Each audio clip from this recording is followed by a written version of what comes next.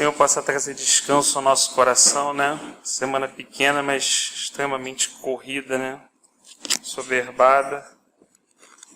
Se aquele momento da gente botar o fardo pesado do lado e tomar o fardo do Senhor que é leve, né? Poder encontrar descanso para o nosso coração, poder encontrar refrigério interior.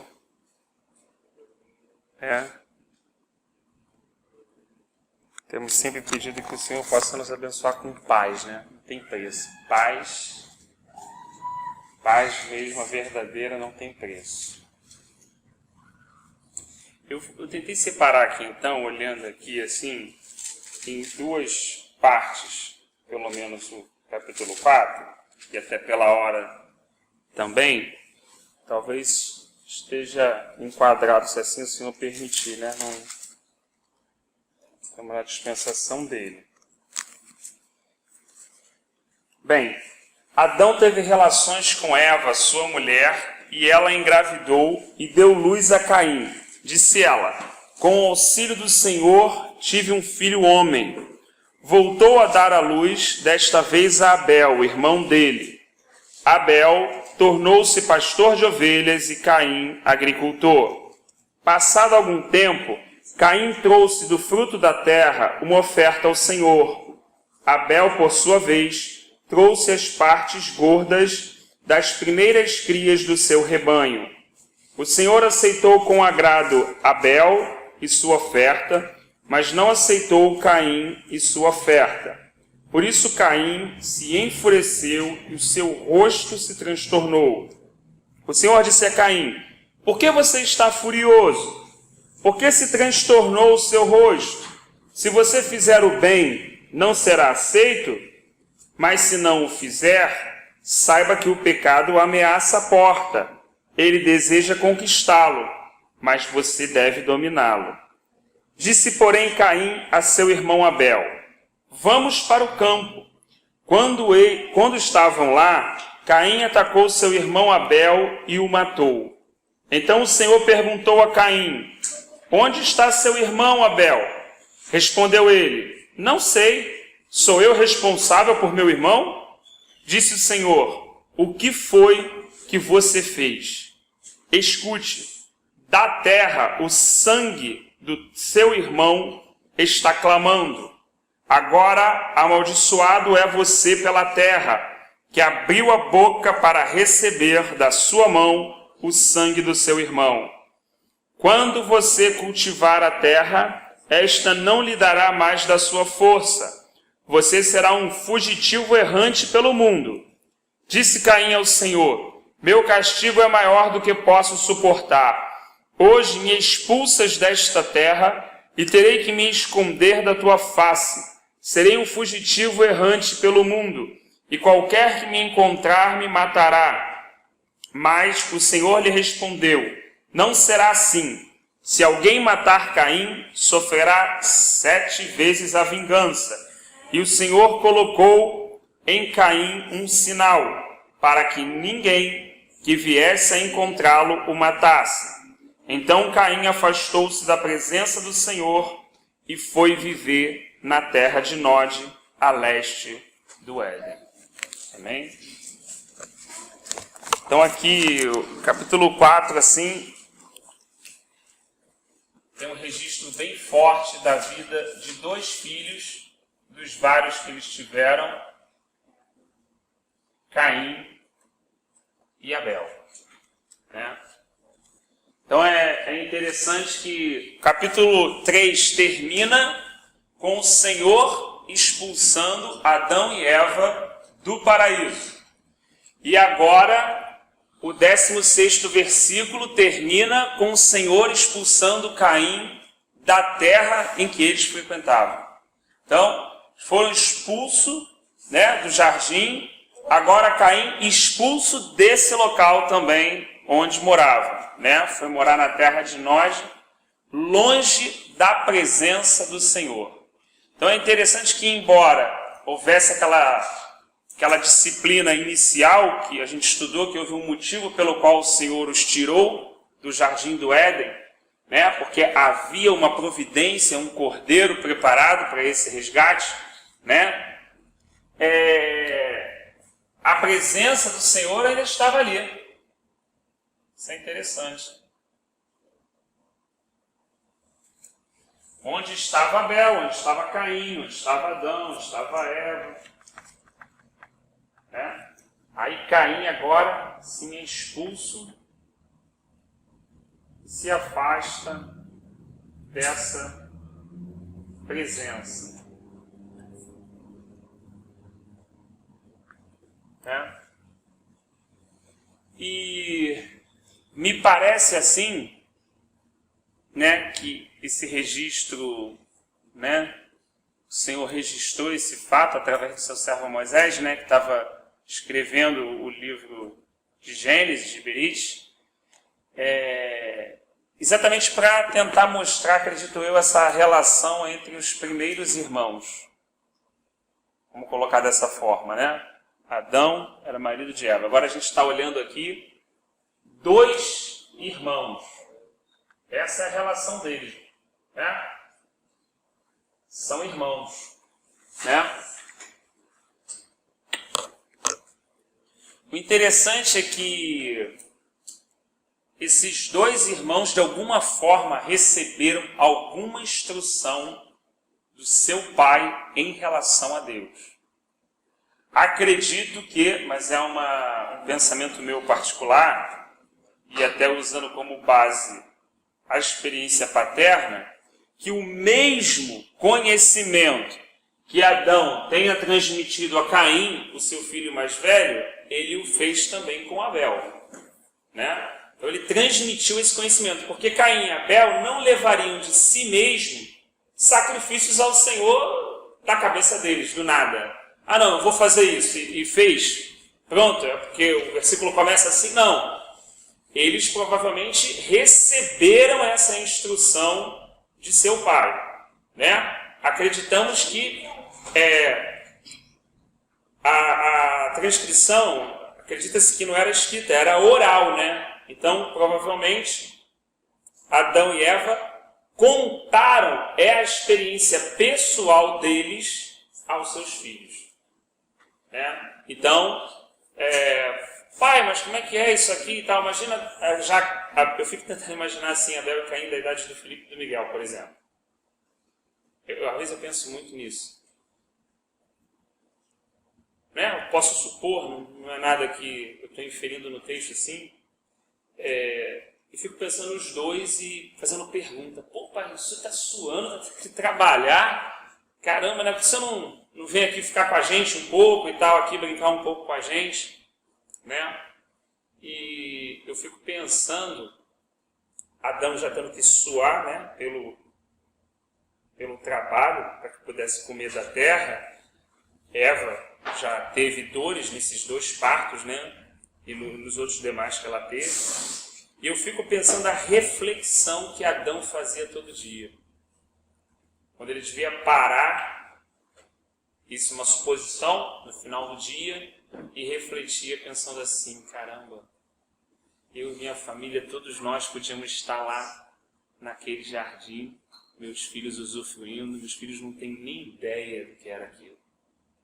Meus filhos nunca conheceram, né? Meus filhos não conheceram a Deus do modo como eu conheci, né? Aquilo tudo que eu perdi, né? E no dia a dia ele olhando um pouco da consequência daquela ação dele. Então agora não só mais olhando naquele dia pontual que Deus os chamou e deu aquela determinação para cada um, mas agora fazendo uma reflexão diária, 930 anos, bastante tempo para pensar, né? E pensar nisso, né? E pensar talvez até mais tarde com essa briga e com essa, digamos assim, possível rixa, né? De uma parte, ele ter essa consciência que de alguma forma, como Davi também teve, né? Na questão de Absalão, né? De Adonias, diz que aquilo de alguma forma tem uma responsabilidade dele ali. Né? Isso, quando eu faço essa reflexão, isso me traz um temor grande, porque nós sabemos que o Senhor falou, né? Nunca mais esse provérbio será dito. A partir de hoje, né, os pais comerão uvas verdes e os filhos terão os dentes. Não. Cada um agora, né, será responsável pelo seu pecado. Mas a gente sabe que há atitudes, há certas posições, né, nossas, individuais, que trazem consequências sobre a vida dos nossos filhos, né? E aqui eu acho que é um exemplo mais claro que esse não há, né? Eu fico imaginando Caim tinha responsabilidade. O Senhor falou com ele que cabia ele dominar. Ok, ele está respondendo por isso, né? Mas eu fico pensando nessa reflexão de Adão, esse pensamento, né? Claro que você não pode, não é uma questão de se torturar ou de ficar preso ao passado ou de não se perdoar. Não, a gente obviamente não apoia nenhum desses tipos de ponto. A gente sabe que o sangue de Jesus é poderoso para nos lavar de todo o pecado, né? E que estamos num processo de aprendizagem, de aperfeiçoamento. A gente tem essa compreensão, né? Mas acho que fazer um pouco dessa reflexão, pelo menos me ajuda em algumas atitudes, né, que a gente possa vir a tomar, né? E a gente não sabe por quê, porque nós não conhecemos os corações dos homens, né? Como Samuel, precipitado diante lá dos filhos de Jessé, disse: certamente esse deve ser o rei de Israel. E Deus falou ao coração dele: Samuel, eu não vejo como o homem vê. O homem vê por fora, eu vejo por dentro, né? Tal é essa discrepância que na cabeça de Jessé ali do pai, ele nem se atentou em chamar Jessé. Pô, vou chamar meu filho mirrado que cuida, né, de ovelha, né? Isso aí está fora, isso aí não temos que chamar aqueles que podem ser, né? Para a gente perceber como Deus olha muito diferente, né, da forma que a gente olha. E aí, nesse versículo inicial, diz algo interessante, que os dois vieram trazer um sacrifício. Então os dois receberam uma instrução do seu pai, né? Conheciam pelo menos a história dos seus pais, né? Sabiam que Deus era real. Tinham uma noção de realidade desse Deus criador muito maior, né, do que aqueles que já estavam mais longe. Eles estavam no princípio da criação, né, muito próximo. Aquelas experiências eram muito reais, né? E aqui o versículo diz, né, que vamos lá, com o auxílio do Senhor, Abel tornou-se pastor de ovelhas. Passado algum tempo, Caim trouxe do fruto da terra, né, uma oferta. Então cada um trouxe uma oferta, né? Caim trouxe o fruto da terra e aqui ele trouxe a primícia das suas ovelhas. O interessante que diz aqui, que registra, o Senhor aceitou com agrado Abel e sua oferta. Olha que interessante então. Então, antes de Deus aceitar uma oferta, é preciso que ele aceite o ofertante. Isso é um princípio espiritual, né? Às vezes a preocupação está em cima da oferta, seja ela qual for. De tempo, de separação, de consagração financeira, seja ela em que nível ou que aspecto ela tiver essa oferta, né? Deus aceita primeiro o ofertante e depois ele aceita a oferta, né? E da mesma forma ele diz assim, mas não aceitou Caim e a sua oferta. Então, ele não aceitou o comportamento de Caim e também não aceitou a oferta de Caim. Quando Caim ficou irritado, e a palavra de Deus nos diz que o rosto dele mudou, o que o Senhor falou com ele? Se você fizer o bem, não será aceito? Não é isso que está escrito? Se o Senhor falou isso, é porque ele fazia o bem? Não. É porque ele andava de forma diferente de seu irmão. Então eram irmãos, mas diante de Deus andavam de forma diferente. Então, ainda que sejam irmãos, ainda que estejam andando na presença de Deus, ainda que estejam trazendo uma oferta, Deus pode aceitar um irmão e a sua oferta e rejeitar um outro irmão e a sua oferta. E por que Deus faz isso? Porque antes da oferta, Ele olha o ofertante. E Ele olha como esse ofertante anda na sua presença. E tudo que nós não damos valor, nós perdemos. Caim aqui tinha uma oportunidade de andar na presença. Mas ele não valorizou essa oportunidade que ele tinha. Então, no fim do versículo, ele perde essa oportunidade. Ele é expulso, ele vai para uma outra terra, para a terra de nós, longe da presença do Senhor. Então, olha, assim, quando eu olho isso, olha como é que eu acho interessante. Isso me mostra que cada coração vai achar exatamente aquilo que está procurando. Dentro da soberania de Deus, isso é muito interessante, né? Se uma pessoa está buscando ali desesperadamente uma situação XYB, tem buscado uma situação mais próspera, e tudo Deus na sua soberania pode conceder. Se uma pessoa estiver buscando de uma forma assim, até obstinada, uma situação pessoal de cura, Deus pode conceder, claro. Né? Deus pode conceder, Deus concedeu, além do pão que descia do céu, concedeu o cordanis, claro, na sua graça, na sua misericórdia, na sua soberania, Ele concede. Né? Mas se Deus diz que de todas as coisas que nós devemos guardar em Provérbios, que a única coisa que devemos guardar é o nosso coração, porque dele procede a fonte da vida, opa, então aqui é uma chave. A chave. Aqui então é uma fonte. Caramba, isso aqui é um troninho. Daqui sai tudo. Aqui é a fonte de escolha. É a fonte de decisão. O coração do homem. E como nós tocamos no caso de Samuel, é exatamente isso que Deus olha. Quando Deus não olha se eu sou amarelo, se eu sou branco, se eu sou negro, se eu sou gordinho, se eu sou muito magro, se eu sou careca, se eu sou barbudo. Deus não olha o estereótipo, o tabernáculo terreno, como Paulo fala em Coríntios. Deus não olha para isso, para essa roupa corruptível. Deus olha para o interior, para o coração do homem.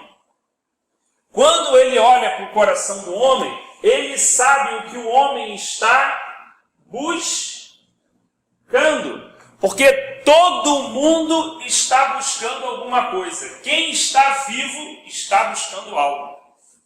É impossível alguém estar vivo e não estar buscando algo, ainda que ele esteja buscando inconscientemente aquilo.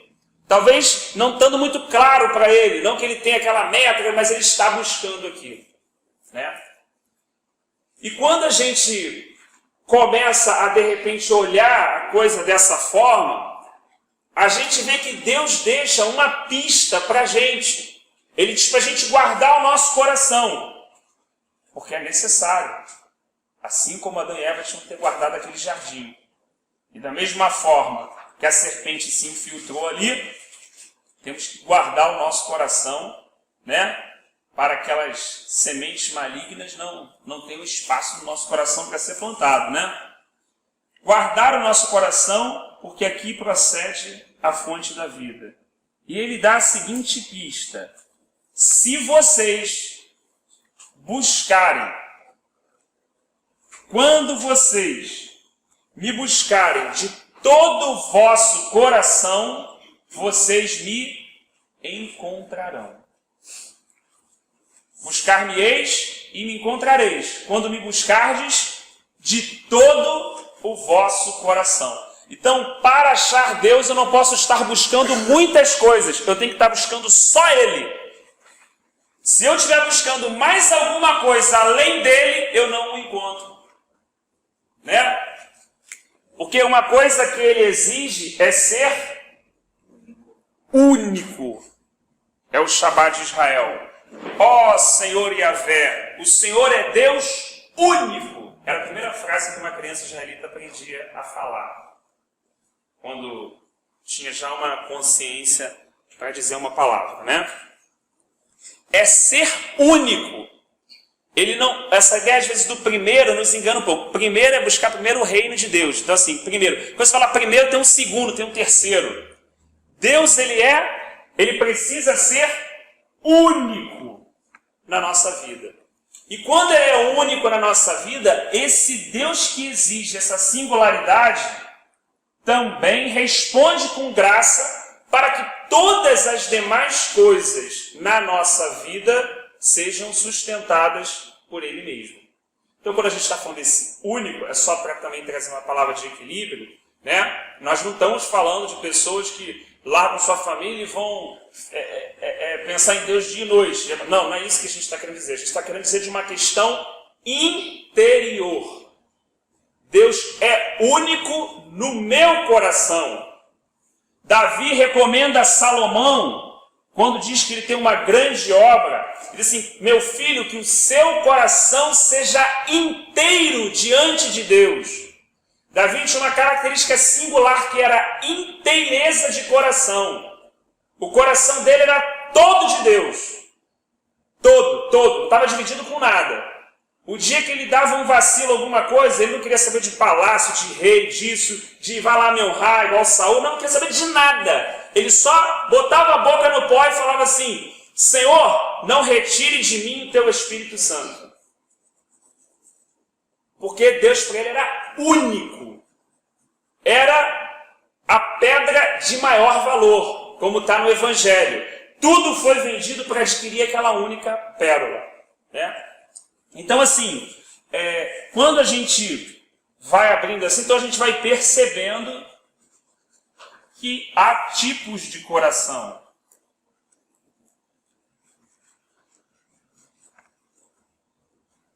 Por isso o Senhor também nos dá uma promessa em Ezequiel, que nos daria o quê?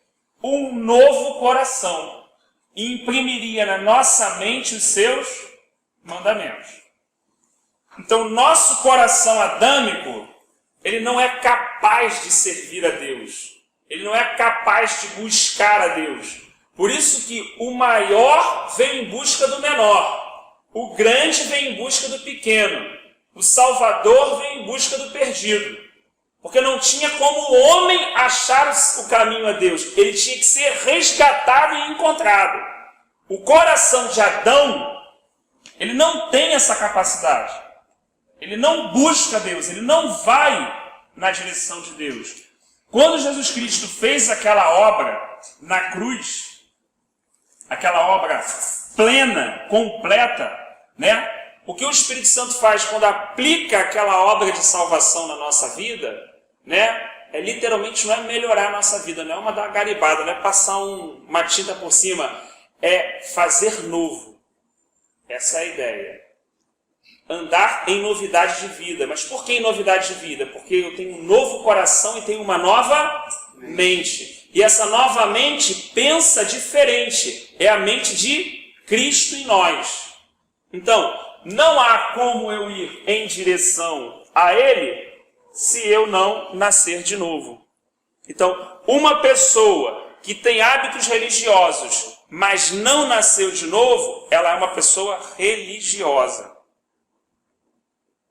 Mas ela não é uma nova criatura em Cristo Jesus. Então ela pode ter muitos hábitos parecidos, né? Acho que um exemplo muito claro é também a questão da parábola que Jesus nos contou, que 2 homens subiram ao templo para orar, né? E um dizia assim: graças te dou, Senhor, graças te dou, porque não sou como os demais homens. Jejuo, oro e dou o dízimo. E o outro homem batia no peito com a cabeça baixa, nem conseguia levantar e falava assim: tem misericórdia de mim, Senhor, porque sou pecador. Tem misericórdia de mim, porque sou pecador. E Jesus pergunta aos seus discípulos: qual dos dois saiu daquele lugar justificado? Eles responderam: aquele que batia no peito. Jesus falou assim: então todo aquele que se exaltar será humilhado, e todo aquele que se humilhar será exaltado. Então é engraçado que na versão na revista atualizada, diz que ele orava consigo mesmo. Olha que oração interessante daquele primeiro caso. Ele orava com ele mesmo. Então, ele se justificava através das suas obras. Ele era uma pessoa religiosa. Ele fazia tudo aquilo que estava até escrito para fazer. Mas ele fazia aquilo se justificando e tentando colocar aquilo como uma base para ter um relacionamento com Deus. E quando na verdade o outro se colocava como um miserável para ser alcançado pela graça de Deus. É claro que essa mesma graça vai retornar para a gente em novidade de vida e vai nos possibilitar, nos levantar para que nós pratiquemos tais coisas.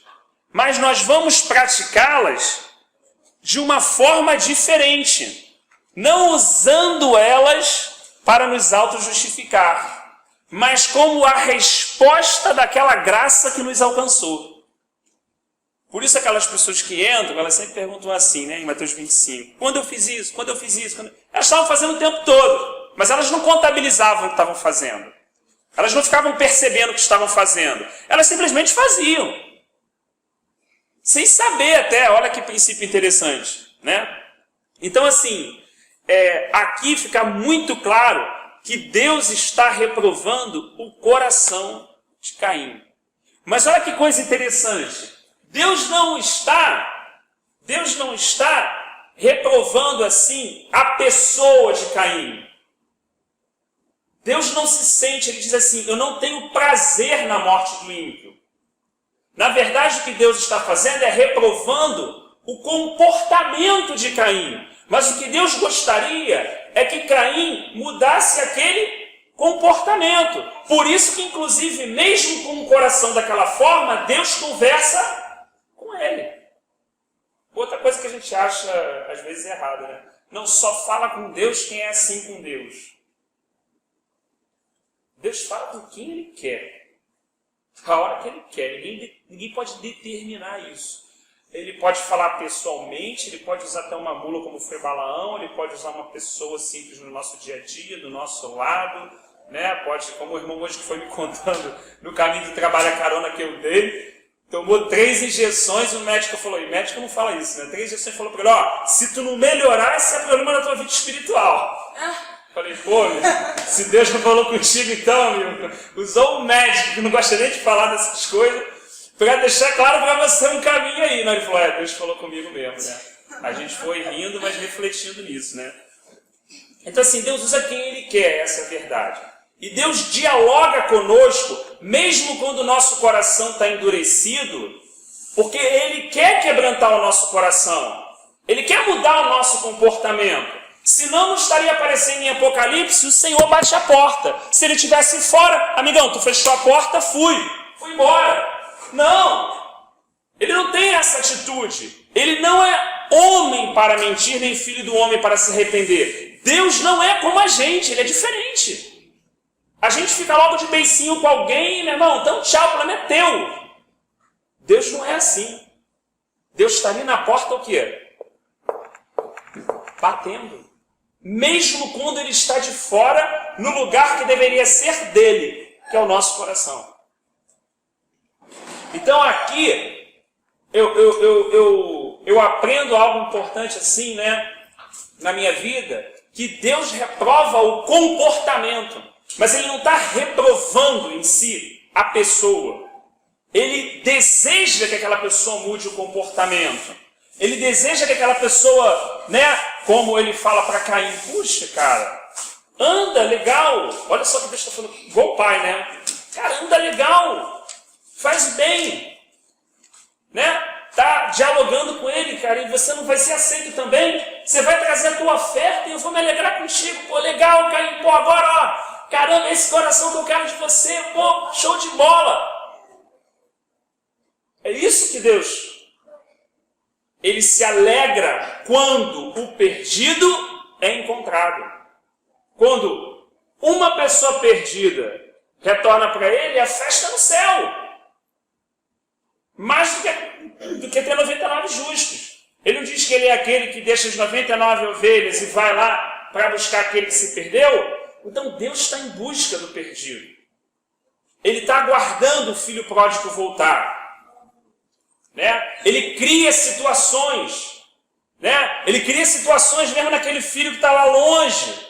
Cria, pá, legal, tu gastou teu dinheiro, arrebentou com a mulherada agora, pá, tu é o cara, beleza, pá, agora acabou o dinheiro, agora acabou os amigos, agora te quebrei aqui, agora tu tá dentro do porco, agora tu tá comendo não sei o quê, e quando tu tá lá, sem ninguém, diz que aquele filho pródigo parou, olhou para o céu e falou o quê? Pequei. Mas quem convence o homem do pecado? O Espírito Santo. Onde o Espírito Santo estava? Junto com aquele homem no meio dos porcos e da lama, convencendo ele e fazendo ele mudar o seu comportamento. Ele não estava dentro do culto. Ele estava no meio da lama. Mas o Espírito Santo estava trabalhando no coração dele. Ele falou, pô, vacilei, cara, pequei contra o meu pai. Pô, até um trabalhador na casa do meu pai come mais que isso, cara. Olha onde eu cheguei. Pô, eu achei que esse era o caminho. Pô, eu era o cara, nego tal. Pô, agora... Quem está conversando com ele, mesmo que ele não perceba, para trazer ele à lucidez, para trazer luz a um coração que estava cheio de trevas quando deixou o seu pai de uma forma egoísta? Quem mudou aquela mente? Quem fez ele levantar e tomar uma atitude andando em direção ao seu pai? Foi o Espírito Santo. E aqui, olhando isso e comparando com o ensinamento que Jesus queria dar aos seus discípulos e aos fariseus, há uma coisa que me impressiona. Há uma coisa que me impressiona, que no fundo, nem o filho mais velho, nem o filho pródigo conheciam o seu pai. Nem o que estava perto e nem o que se afastou até aquele dia.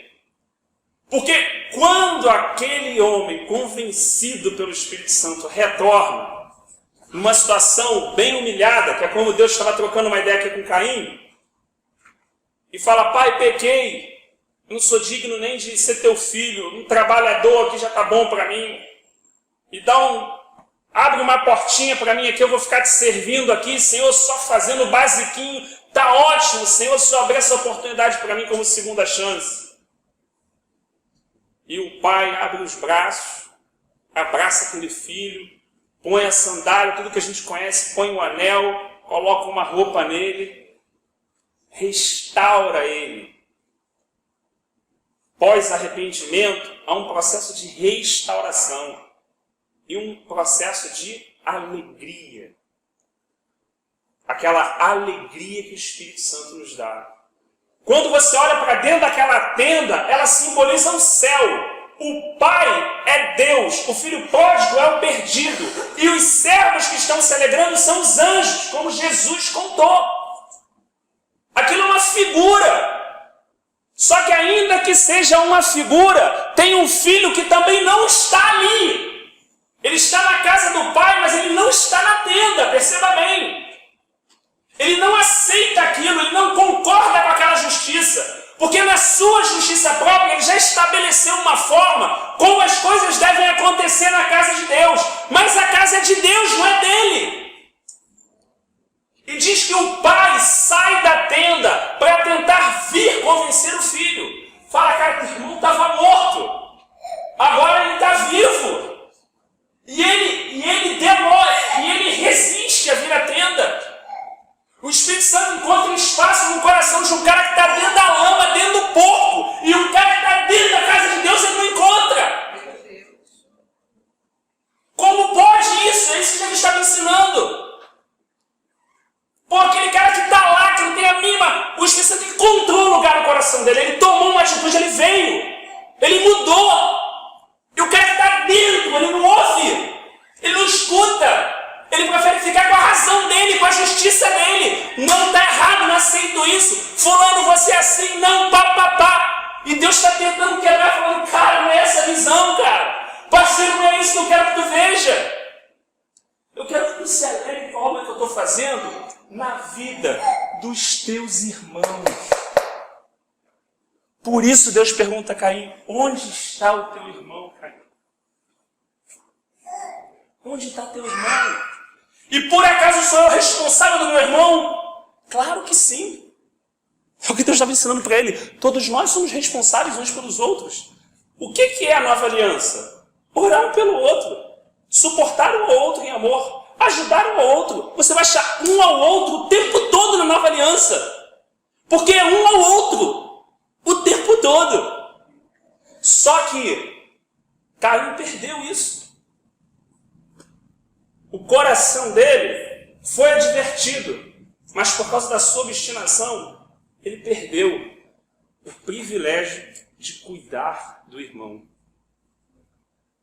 Ele recebeu esse privilégio, como todos nós recebemos o privilégio de ser cuidado por alguém e de cuidar de alguém. Cuidamos uns dos outros. Um dia a gente está, irmão, firmão, legal, a gente pega a galera e vamos embora, vai ficar sentado aí, não, tu puxa. Outro dia alguém precisa pegar na tua mão e te puxar. Porque tu tá ficando frio, tá seco, aí chega um varão lá, pá, e puxa. E o que é isso? Senão a interdependência do corpo. O que é isso? Mostrando que no final só tem um cabeça. Porque todos nós somos dependentes dele. E ele fez dessa forma para que juntas e medulas se ajustem de forma perfeita. Mas que não haja o super-homem, não tem. Aquele que se coloca dessa forma, leva um tempo, mas Deus vai mostrar que não é assim. Ele vai entender. Então assim, aqui, Caim planeja isso.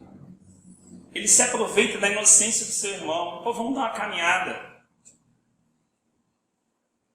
Ele assassina seu irmão no caminho. Quantas vezes eu já vi isso? Um irmão matar o outro no caminho. Então a gente olha para isso e fica abismado. Só que isso acontece todo dia. Todo dia isso acontece. De uma forma ou de outra. Isso acontece. Às vezes a gente sabe, às vezes sem querer a gente participou. Eu não estava vigilante, emitiu algum comentário, falou alguma coisa. Às vezes foi conosco, né? Sofremos situações dessas. Mas a forma é que quando a gente olha dessa forma, a gente vê que é um privilégio cuidar dos irmãos. Quando Jesus diz para Pedro assim, Pedro, tu me amas? Cara, toma conta das minhas ovelhas, não é tua, parceiro. Toma conta das minhas ovelhas. Cuidar ali, né? Cuidar, apacentar, ajudar, cooperar, ouvir, estar junto, dar o braço, é o quê? Um privilégio. Isso é um privilégio. Caim não soube aproveitar, porque o seu coração estava buscando uma outra coisa. Por isso que Davi não só alertou Salomão, mas durante a sua vida buscou isso, dizendo, ó Deus, sonda e esquadrinha o meu coração. Esquadrinhar o coração é colocar esquadros. É fazer assim, assim, e depois que tem aqui 10 milhões de quadradinhos, olha quadradinho por quadradinho desses, que é esquadrinhar, e vê se há nele algum caminho mau. Arranca-o de mim e guia-me pelo caminho eterno. Então ele não está se vendo como o da visão. Ele está se humilhando e ficando na dependência de Deus. Deus, estou olhando para o Saulo caiu. Cara, estou olhando aqui Jó, Senhor, eu não sou diferente da galera, assim. Tem misericórdia da minha vida. Guarda o meu coração. Salmo 19, não deixe que a soberba se apodere do teu servo, então serei livre de tão grande transgressão e ensinarei aos pecadores o teu caminho. Senhor, vai me guardando, porque se o Senhor não me guardar, que diferença há entre mim ou outro que eu estou olhando? senão uma oportunidade talvez de ver no outro aquilo que está no meu coração para brotar e que o Senhor arranque antes de nascer, que o Senhor me conduza, que o Senhor me guarde, que o Senhor me guie. Então ele tinha esse tipo de olhar, esse tipo de guardar o coração que Provérbios está ensinando, com sabedoria. Interessante que em Hebreus tem uma frase que diz assim, porque o sangue de Abel clama por justiça, mas o sangue de Jesus Cristo clama por perdão.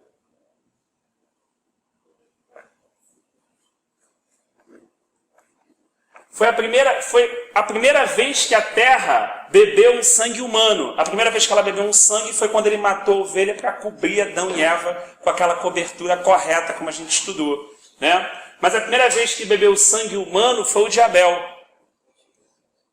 Deus falou para Caim, olha, o sangue de Abel está clamando da terra. Mas dessa mesma forma, olha que muitos sangues foram derramados. Inocentes ou não, né? Foram derramados.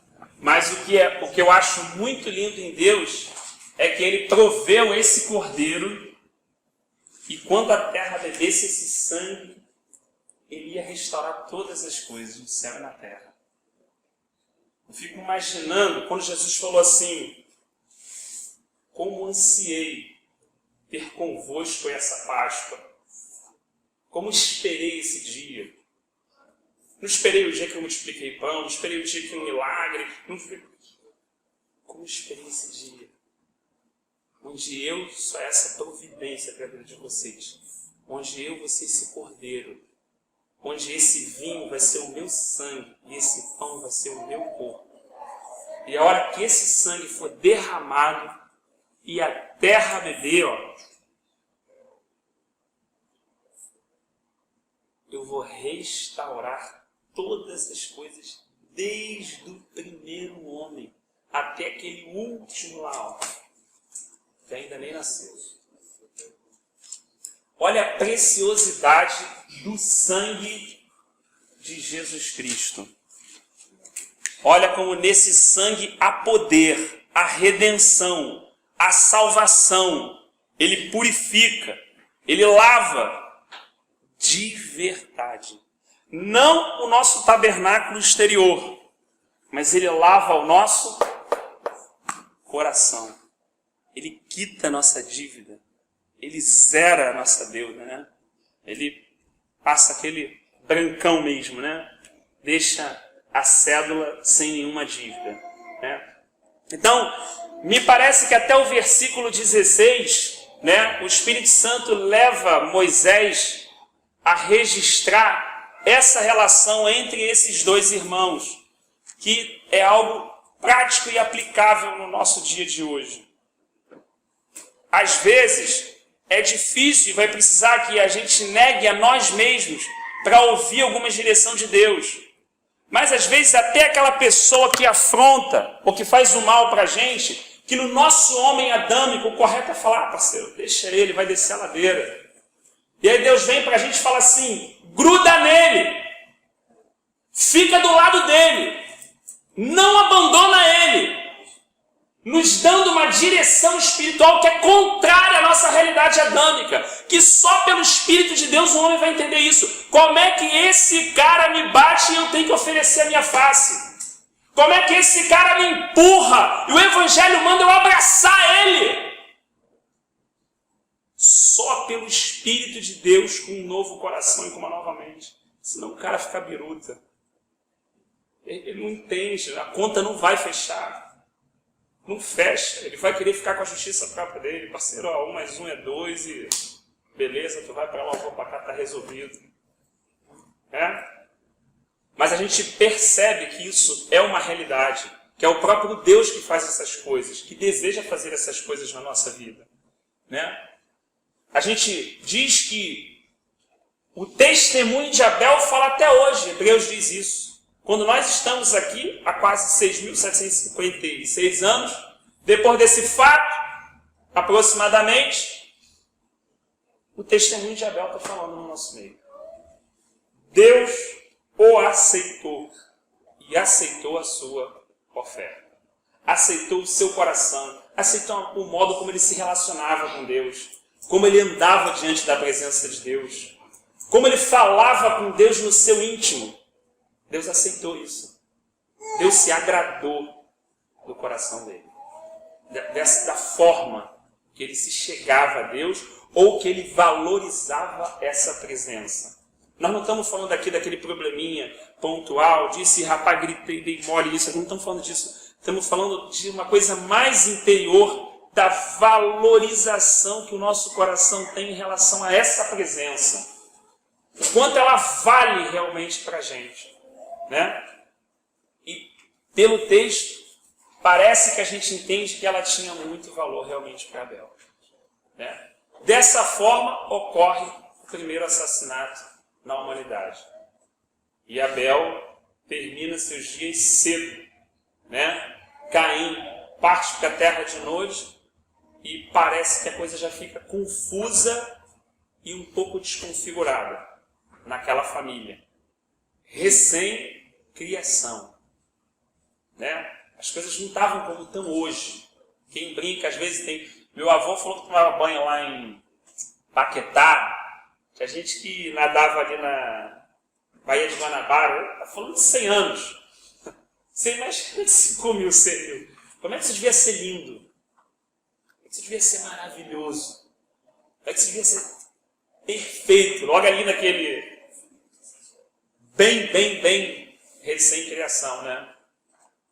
Mas embora a beleza ainda expressasse a grandeza da criação, a grandeza daquele que a criou, o pecado já havia entrado por meio de Adão, diz Romanos 5, e ele já era uma realidade dessa natureza, sujeitando ela, como Paulo falou, e ela geme até os dias de hoje, esperando a manifestação dos filhos de Deus. Daqueles que nasceram de novo, que têm o Espírito. Mas parece que a gente está meio que incubado essa realidade. Pelo menos é a percepção pessoal. Também não estou falando que é bíblica, é pessoal. A gente fala de Jesus, a gente prega, ora, temos comunhão, mas parece que esse testemunho pleno ainda não se levantou. Parece que essa expressão do Filho de Deus, que vai estar muito mais clara, mais próxima da sua vinda, ainda não se manifestou como há de ser e como a criação espera, disse Paulo.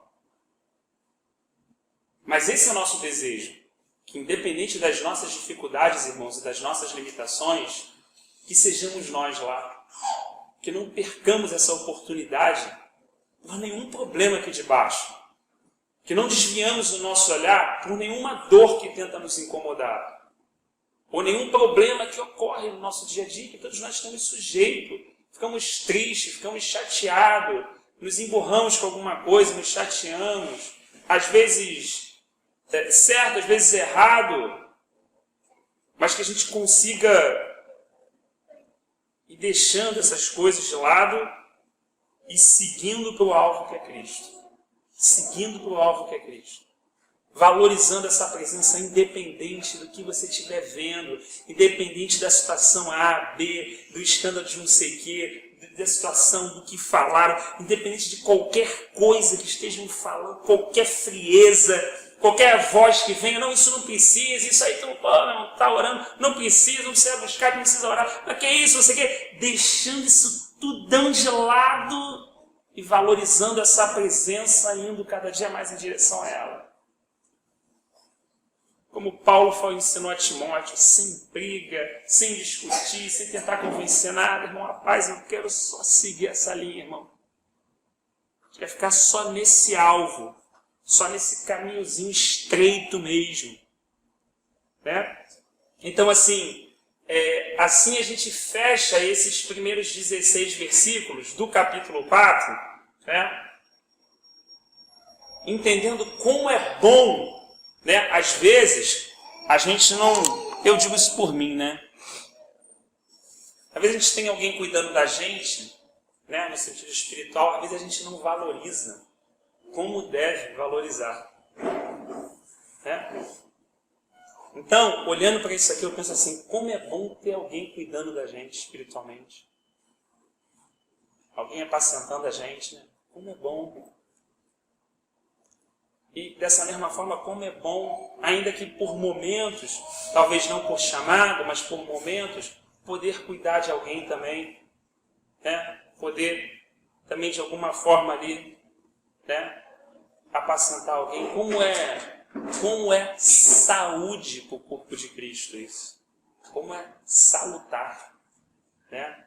Só que para isso precisa, né, nós nos submetermos uns aos outros, amarmos uns aos outros. Então tem uma série de princípios que o diabo vai trabalhar demais, até de cabeça para baixo, para tentar a gente ficar bolado com alguém, com ciúme de alguém, pirado com alguém, pau da vida com alguém. Qualquer situação que quebre esse fluxo e que me leve a ficar isolado, achando que isolado eu vou ficar com Deus, só Ele é Deus e tal. Vai chegar o tempo, a frieza vai me tomar e quando eu ver eu estou congelado, né? Então, por isso o processo de realmente negar a si mesmo, tomar a sua cruz e seguir o Senhor, não tem outro caminho realmente a não ser esse princípio que Ele deixou para a gente, né?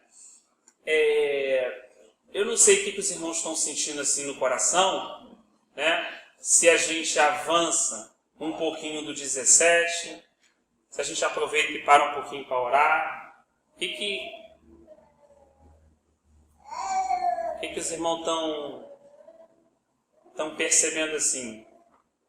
A gente avança um pouquinho no 17, a gente para um pouquinho para digerir isso aqui, pensar um pouquinho nisso.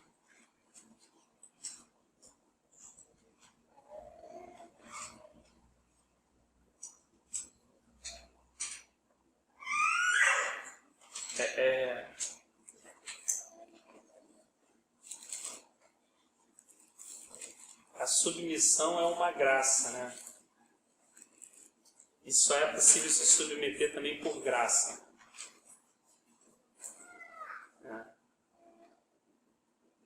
Esses princípios de comando, de autoridade, assim, espirituais, né? É porque às vezes a pessoa lida com isso muito humano, né? Então ela bate de frente, Mas cobertura espiritual é algo muito sério, né? Algo muito importante, né? A gente tem que estar debaixo da cobertura sempre dos irmãos, né? Tem que viver uma realidade local de submissão, de cobertura, né? E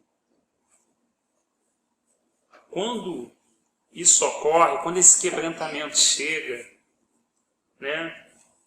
Quando você já não quer fazer mais do seu jeito, da sua maneira, não é a forma que você pensa, né? Não, eu li assim, eu entendo assado, é assim, né?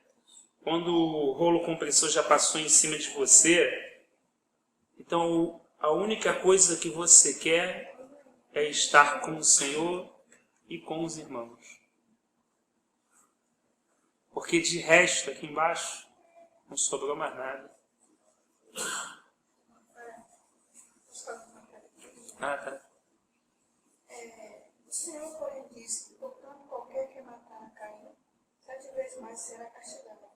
E pôs o Senhor o sinal a Caim, para que não ferisse qualquer que eu achasse. O que eu vejo aqui é que, mesmo com esse pecado que Caim cometeu, eu levo para o dia de hoje. As pessoas costumam dizer: matou, roubou, fez o que fez, isso para frente. Mas é uma marca que vai receber do Senhor Cristo. Aqui não se refere a qual foi a marca que Caim recebeu. Mas nós hoje temos essa marca. Com todos os meus pecados que nós cometemos, nós nos rendemos ao Senhor, nos arrependemos, continuamos também com essa marca que o Senhor nos coloca, para o inimigo não nos tocar. Certo? Aí eu vejo por esse lado aí. Entendi. Que mesmo o inimigo tentando de todos os meios nos afastar do Senhor, mas ele não tem autoridade para tirar a nossa vida. Quando nós vamos falar com Cristo. Então, vamos pensar então isso. Vamos pensar um pouquinho nessa questão de pecados e pecado no singular, né? Todos nós temos pecados. Né? A Escritura, quando usa essa palavra no plural, né, se refere ao nosso dia a dia, né? Todas as ações em si, a transgressão em si. E quando ela está no singular, ela se refere a uma raiz.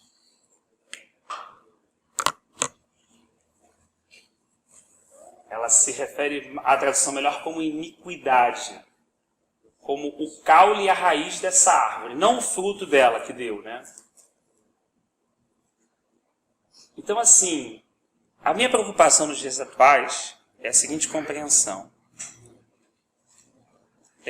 O maior estrago que o pecado traz, na minha compreensão, que eu não estou fechando questão, estou aberto para estar correto ou também para estar errado, né? Não é em si a vergonha, não é em si as coisas que se perdem, não é o devorador, o transgressor, o gafanhoto não sei das quantas e tal.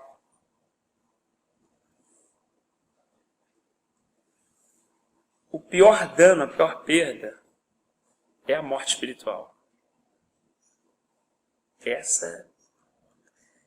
Quando a gente entende isso, você não, sabe, tu não vai deixar de pecar só porque para as coisas não ficar ruins em casa e para, sabe, a bênção de Deus estar sobre a nossa vida e isso tudo, não.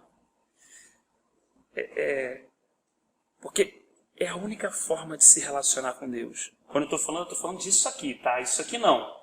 Isso aqui é o dia a dia, isso aqui é o... Eu estou falando disso aqui, eu estou falando de coração. Eu não estou falando de... Senhor, limpa dos meus pecados, vê se há em mim algum caminho mau. Caminho, não está falando de algo pontual, está falando de uma obstinação. De uma obstinação. De algo que vai me fazer sair dali, como Saul. Estava profetizando, agora está com o espírito imundo. Como Balaão. Está o anjo com a espada na garganta dele para matar ele. Sendo profeta, amigo, não tem essa. A espada está na garganta dele. Então não tem nada que a pessoa possa se segurar. Não, eu tenho isso, eu tenho aquilo, eu tenho não sei o que, eu sou isso, amigo. Se perder, se isso aqui entrar, vai espada. Aí a gente fala assim, não, isso é antiga aliança. Antiga aliança? Então lê a carta às 7 igrejas. Porque já falei diversas vezes, essa mulher Jezabel, que no meio de vós tem ensinado os meus servos a se prostituir. Colocarei aqueles, né? Que com ela comungam na cama e matarei os seus filhos. Então, todas as igrejas saberão que eu sou o Senhor. Estou falando nova aliança. Estou falando dentro da igreja. Então, quando a gente está falando da marca do sangue, é algo muito importante. Mas é do sangue, não é minha. Como é que eu posso te explicar isso melhor, irmã? Todos os judeus sobreviveram no Êxodo? Não. Só aqueles que tinham sangue. O cara podia ser judeu, parceiro. Ele podia ser filho da linhagem de Sete. Se ele não pegasse aquele sangue e passasse ali, ele estava morto. Então, essa proteção não é em função de mim.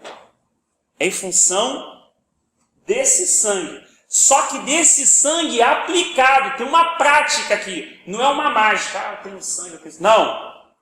Houve uma morte, houve uma aplicação desse sangue, houve uma posição.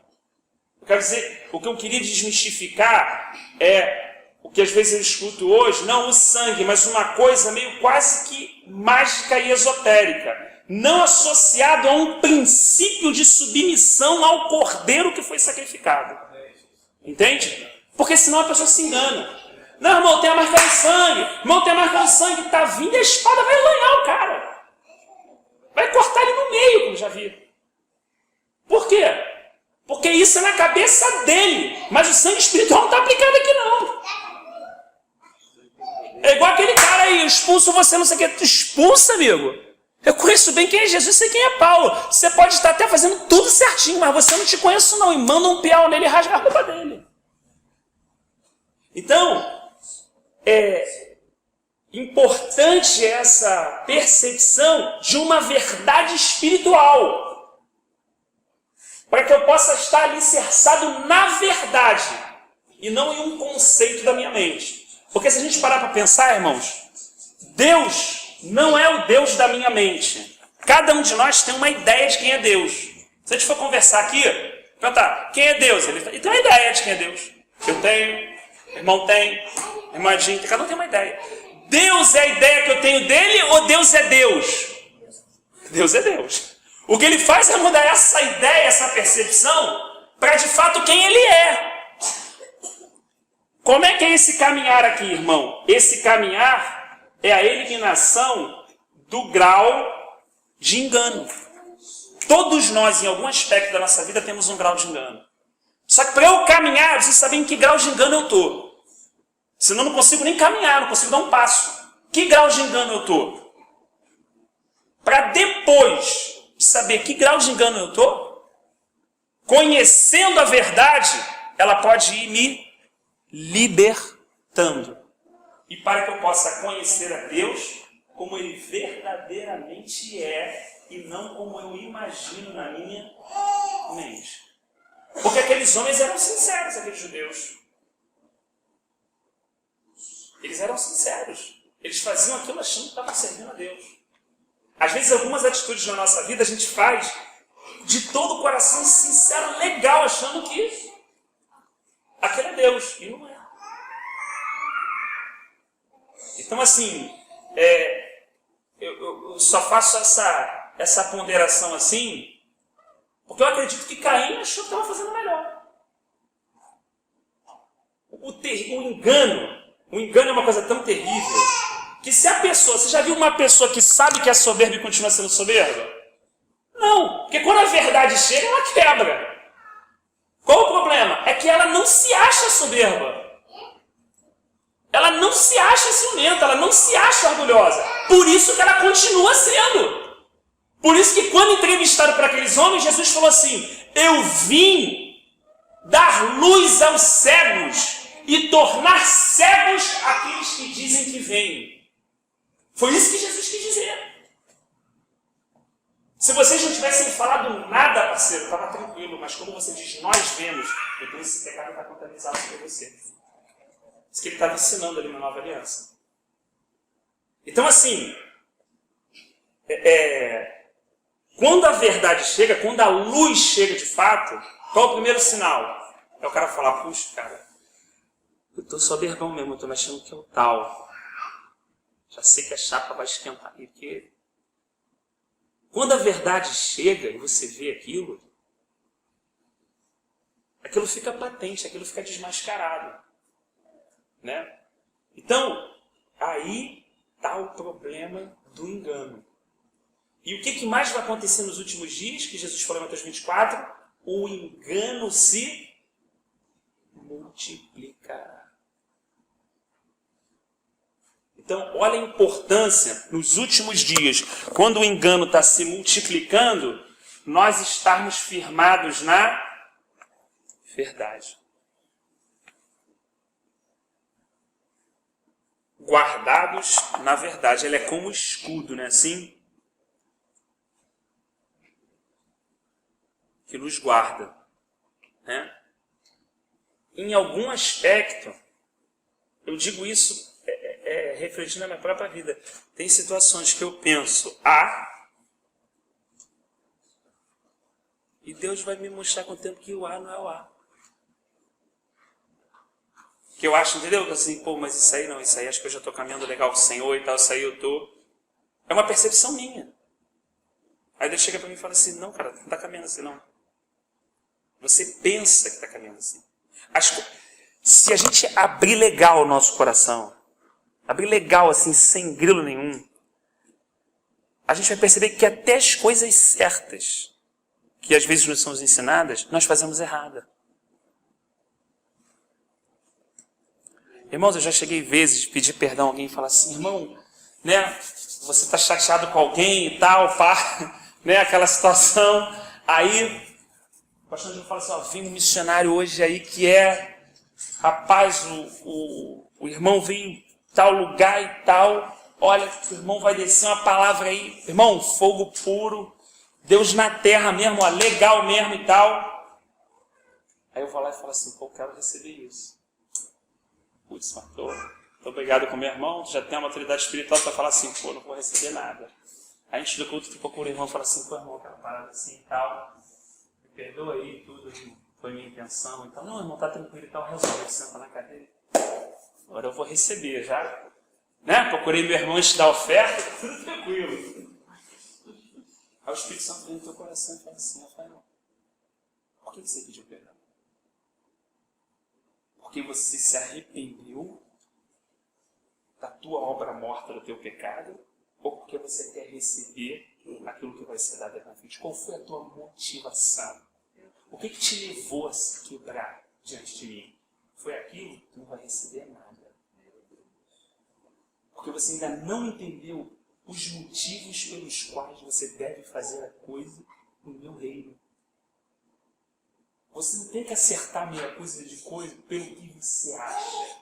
Você tem que se sujeitar e se submeter aos meus princípios. Se você viu que de fato você feriu o teu irmão, e de fato eu preciso me arrepender, e pouco importa, aquele momento eu não quero fazer conta nenhuma. Eu só quero me arrepender daquilo para que aquilo não venha de novo e eu não firo meu irmão de novo. Então eu entendi o que Deus quer de mim. Então a minha posição vai ter valor espiritual. Ela vai ter peso no mundo espiritual. Senão, ela é a atitude de um homem, de um Rafael religioso, que tem uma religião evangélica. E que está tentando, de alguma forma, melhorar um pouco a sua vida. Através de algumas... Mas ainda não entendi quem é Jesus e quem é o reino. De quem é esse reino e como ele funciona. Então, como isso fica mais patente? Quando Deus vai descortinando o nosso interior.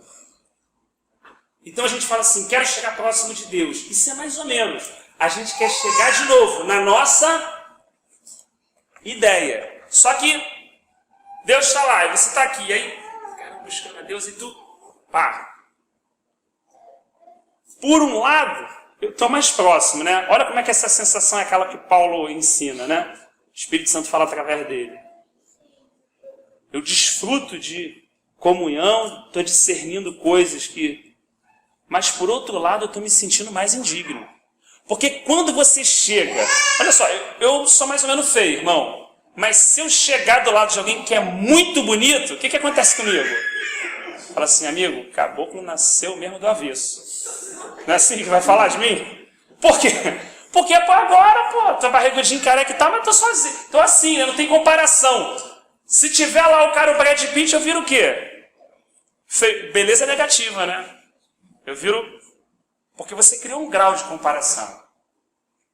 Então, se chegar mais próximo de Deus, se Deus é plenamente santo, se Ele é plenamente puro em toda a sua natureza, quando eu olho para Ele e olho para mim, que sentimento vai vir no meu homem interior? Irmão, aqueles homens sentiram, né? Fala assim, caraca, amigo, vontade de morrer, parceiro. Caraca, meu irmão. Pô, achava que eu era crente, agora que eu tô chegando, tá parecendo, meu irmão, que eu sou um monte de barro em pé. Aí você se aproxima mais. Aquela santidade fica mais clara.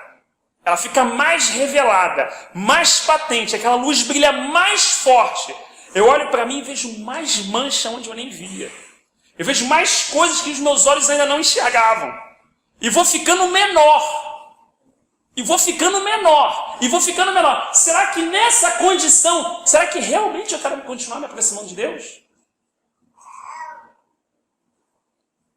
É aí que a gente vê o quão enganada. Eu, não vou falar dos irmãos. Quanto enganado eu muitas vezes estou. Qual é a disposição do meu coração de passar por isso? Porque no fundo para a nossa carne é legal se sentir bem. Pô, sentir bem. aqui, pá, buscando e tal, não sei o quê, pá, ajudei a velhinha ali, fez não sei o quê, pá, tá tranquilo. Dá uma sensação de aprovação, isso é bom para a carne.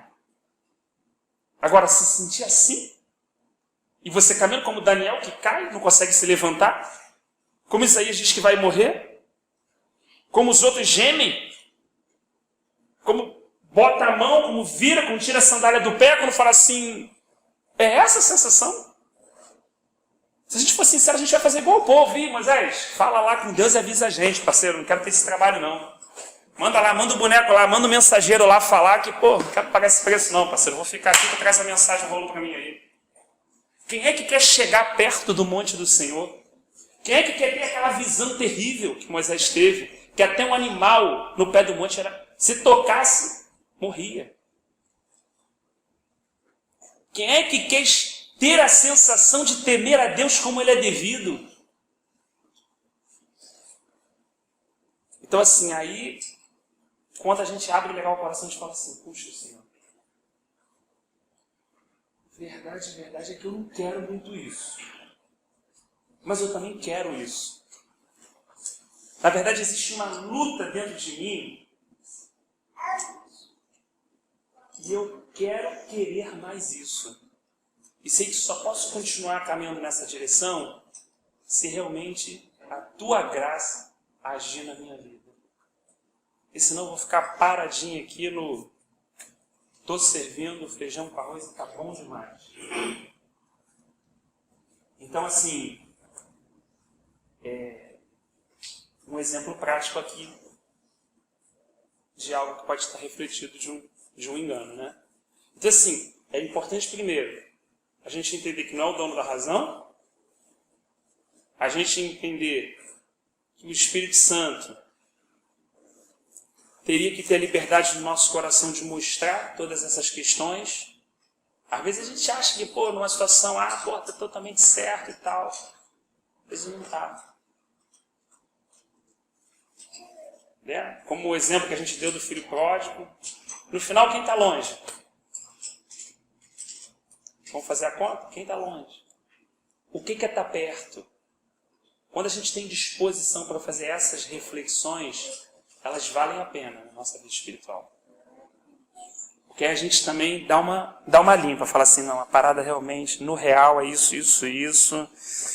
Cara, tem que ir essa parada para lá, isso aqui, Senhor. Você pelo menos para, eu pelo menos paro de me enganar em algumas questões e já resolve. A gente já é sincero, e já tenta pelo menos andar ali, mesmo que um pouquinho, mas pelo menos tenta andar aquilo ali em sinceridade. Então essas paradinhas de não sei o que, filho do rei, determina, bota Deus ali, faz não sei o que, age assim, isso acabou. Isso acabou, irmão. Tu já viu quem Deus é, o teu tamanho, parceiro, acabou. Eclesiastes, sejam poucas as tuas palavras quando entrares na presença do teu Deus. O cara que era profeta, amigão, parceiro de Deus, o cara nem abriu o bico. Ficava só lá caladinho, essa tábua aqui. Porque ele sabia, ele ia abrir para falar?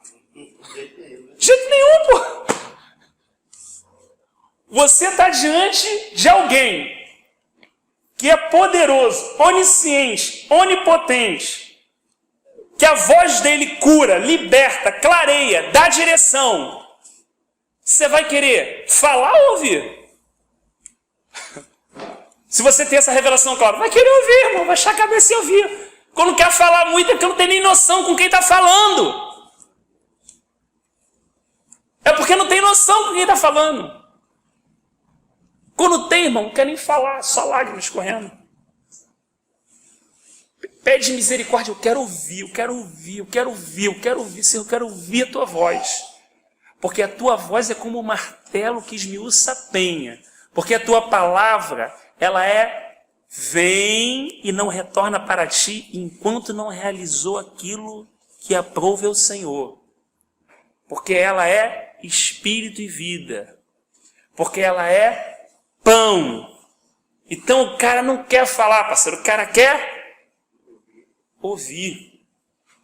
E quando a gente entra nesse ouvir, que foi o que Deus tentou falar com Caim, mas Caim não queria ouvir, a gente entende que nos nossos sentidos espirituais, ouvir é muito importante. Que antes de tudo, Deus ganha os nossos ouvidos.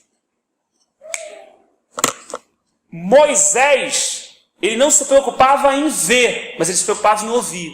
O povo não queria ouvir, queria ver. Entende a diferença? O povo queria ver, caraca, o marzão aí, o paredão. Aí Deus é poder puro mesmo, aí duas paredonas aí, nego, pá, mistério, pá. O cara queria ver. Moisés estava olhando para aquela parede de água, ele não queria nem olhar para aquela parede, ele queria ouvir. Ele não queria que Deus parasse de falar. Porque ele sabia que a hora que Deus parasse de falar, ele estava perdido. Porque no mundo espiritual se anda ouvindo e não vendo. Aí é um mistério. E quando você entende isso na sua vida cristã prática, quando você entende que a vida espiritual você anda ouvindo e nem vendo, você já para de ter necessidade de ver algumas coisas. Mas você não para. Você tem necessidade de ouvir a Deus. Você não se conforma quando Deus fica calado no bom sentido. Porque você sabe que a vida, a direção está em ouvir. Então era a diferença entre Moisés e entre o povo. Por isso que a fé vem pelo ouvir. Quando a palavra de Deus entra no nosso ouvido espiritual, ela penetra no nosso coração. Agora, se Deus, quando fala, liberta, e nós damos ouvido, quando nós damos ouvido ao diabo, o que acontece com a gente? Se aprisiona. Se quando a gente dá ouvido a Deus, a coisa clareia, quando a gente dá ouvido a alguém usado pelo diabo, a coisa confunde.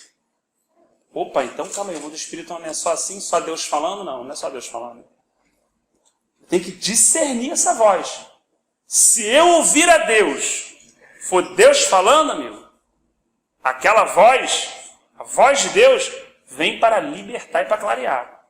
Agora, eu dei ouvido a uma coisa que não é de Deus, eu fico como?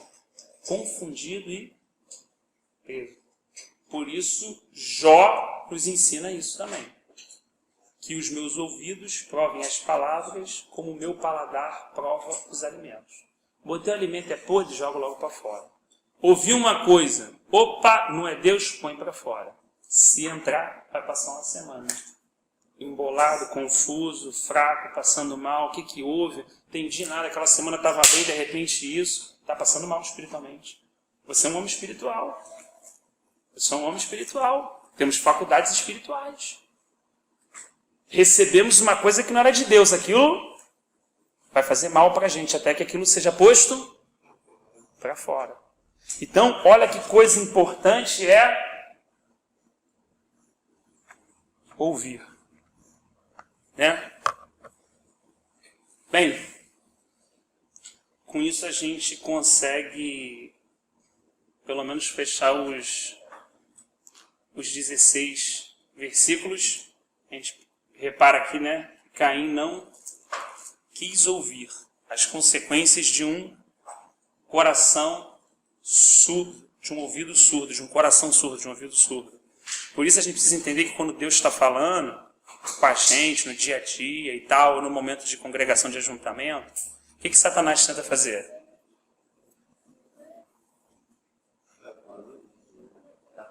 Porque, irmão, ele crê mais que a gente no que a voz de Deus faz para a gente. Sabia?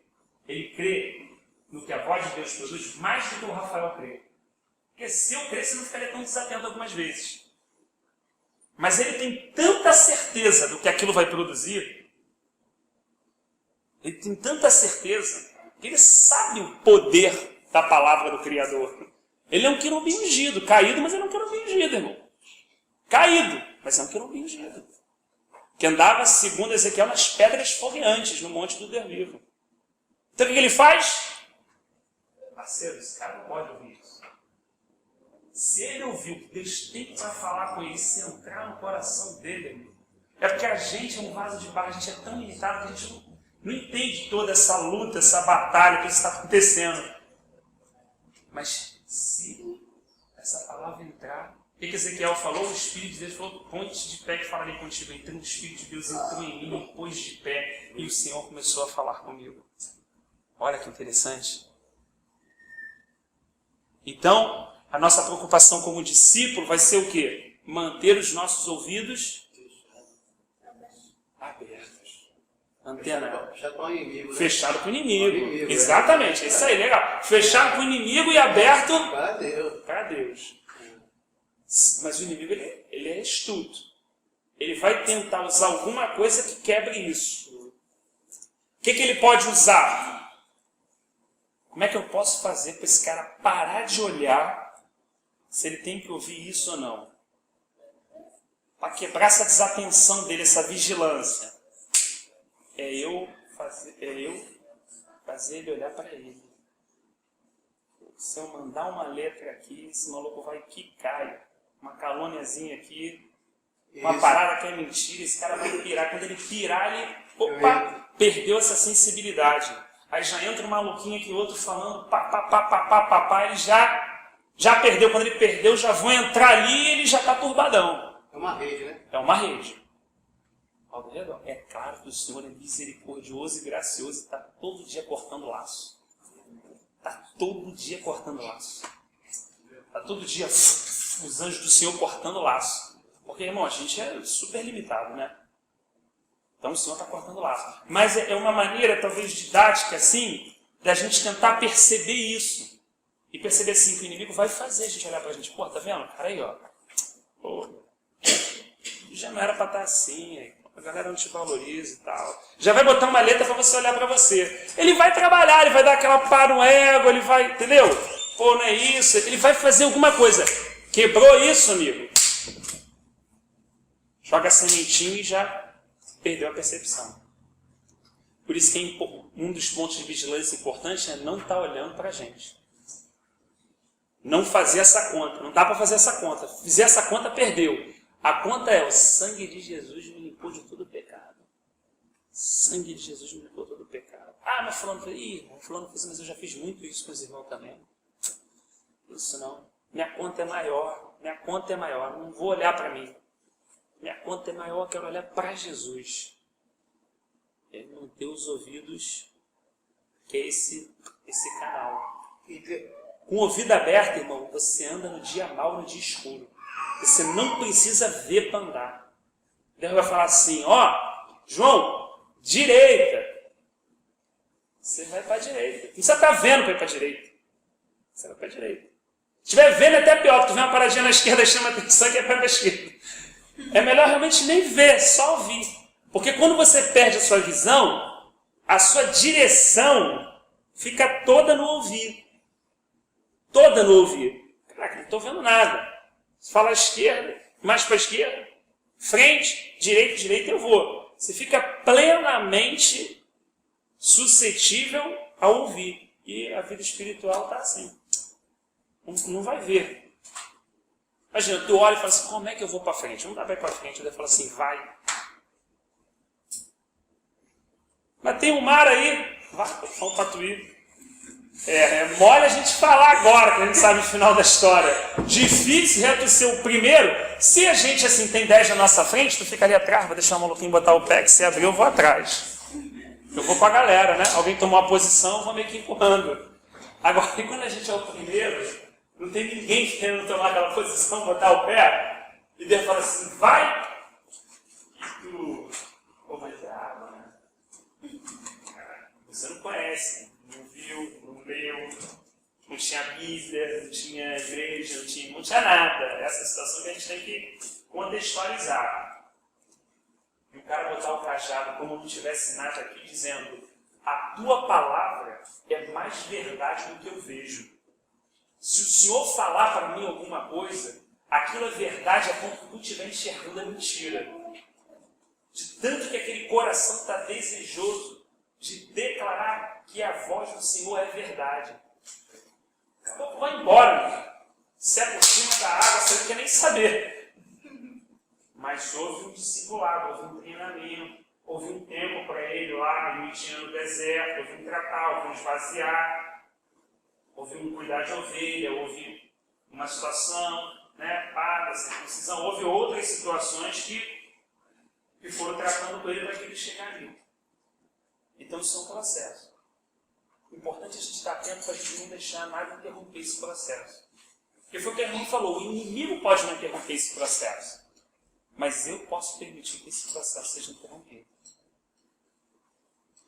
Porque isso é uma escolha. Cara, a escolha é uma coisa muito séria, né? Eu vi uma vez um processo de libertação que me chamou muita atenção nisso. E foi um irmão que estava já com processo há alguns dias. E aí o irmão que estava auxiliando, né? Estava ali ajudando. O Senhor deu um discernimento interessante para ele. Porque o inimigo não queria parar de falar, né? Ele estava tomado vários dias, né? E aí o inimigo falou assim, na boca daquele, não, ele quer, ele gosta disso.